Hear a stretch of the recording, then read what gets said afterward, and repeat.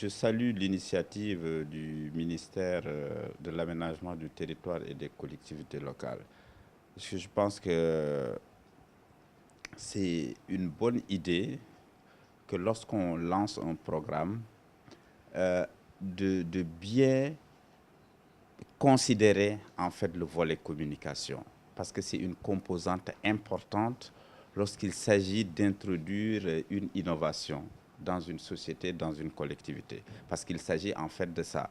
Parce que c'est l'acte 3 de la décentralisation, comme Madame le ministre l'a expliqué, c'est aussi un acte fondateur pour une nouvelle vision de la décentralisation. Et on parle de plus en plus de territorialisation, c'est-à-dire mettre un contenu véritablement à la décentralisation. Et je pense que nous, notre rôle par rapport justement à cette innovation-là, à cette nouvelle vision, c'est de contribuer à faire comprendre d'abord la réforme, parce que je pense que c'est le premier niveau.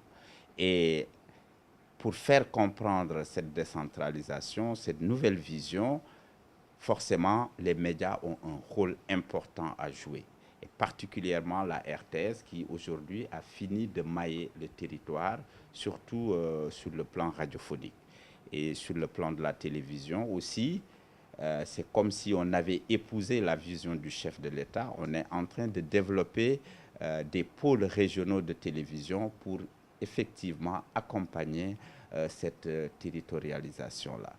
Et le deuxième niveau, après avoir fait comprendre, n'est-ce pas, cette nouvelle vision, il faut travailler à faire adhérer les populations à cette vision. Parce que sans cette adhésion, on sait que les politiques publiques qui ne trouvent pas d'écho, qui ne trouvent pas d'adhésion auprès des populations, la plupart du temps, ces politiques sont vouées à l'échec. Et nous sommes armés, suffisamment armés pour accompagner donc cette politique-là dans le sens, n'est-ce pas, d'une nouvelle impulsion de la décentralisation. Et c'est pourquoi nous disons que ça ne fait que nous encourager. Même s'il n'y avait pas eu ce protocole, notre mission de service public nous place dans l'obligation d'accompagner les pouvoirs publics parce que la RTS, c'est d'abord une chaîne publique, c'est d'abord une chaîne de l'État et des populations.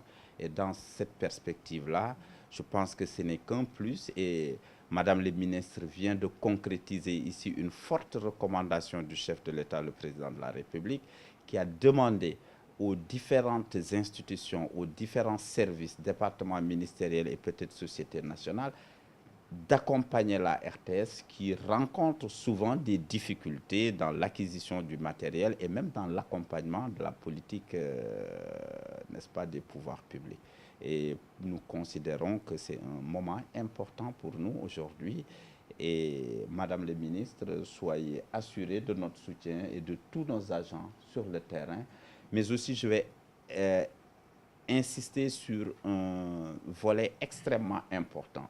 Notre attente, c'est véritablement le partage de cette vision-là, c'est-à-dire outiller les animateurs, les animatrices, les journalistes, hommes et femmes, pour une bonne compréhension de cette politique de décentralisation. Et je pense que le protocole insiste aussi sur ce volet-là, parce qu'avant de pouvoir accompagner, partager, il faut avoir compris au préalable où est-ce qu'on va et quelles sont les perspectives. Donc c'est très très important pour qu'ensemble, et peut-être avec les autres journalistes, les autres médias, arriver à des sessions de mise à niveau, de partage de cette vision-là.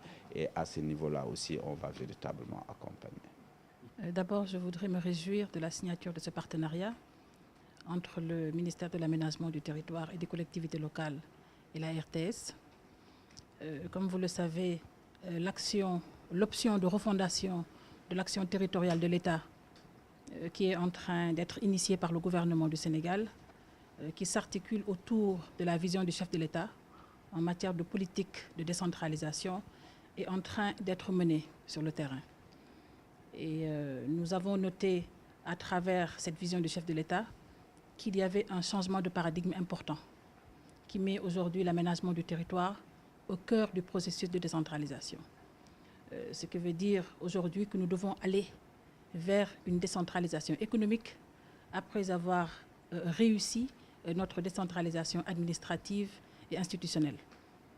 Ces changements vont être notés sur le terrain, certainement, et les populations, les acteurs de la décentralisation en général, tous les acteurs, je parle de tous les acteurs, devront être impliqués dans cette réforme de l'acte 3 de la décentralisation.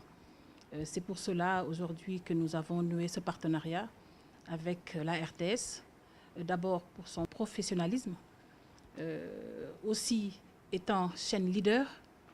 Et nous pensons pouvoir compter sur son directeur général, M. Talla, pour nous aider à partager et à communiquer avec les populations pour une meilleure compréhension et une meilleure acceptation de cette réforme. Aujourd'hui, un dispositif de pilotage a été mis en place autour d'un comité de pilotage, autour des commissions thématiques qui sont en train de réfléchir sur les principaux thèmes que sont la cohérence territoriale, d'abord, ensuite la lisibilité des échelles de gouvernance, qui va impliquer un peu la relation entre l'État et les collectivités locales.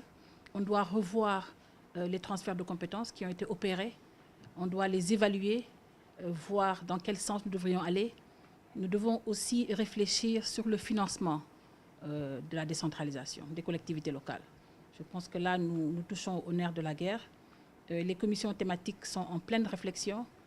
Et aussi, au niveau territorial, nous avons mis en place des comités régionaux de partage qui sont en train, autour du gouverneur, de réfléchir avec tous les acteurs au niveau local sur le processus de réforme. Et ceci, comme je l'ai dit tantôt, doit être accompagné d'une excellente politique de communication.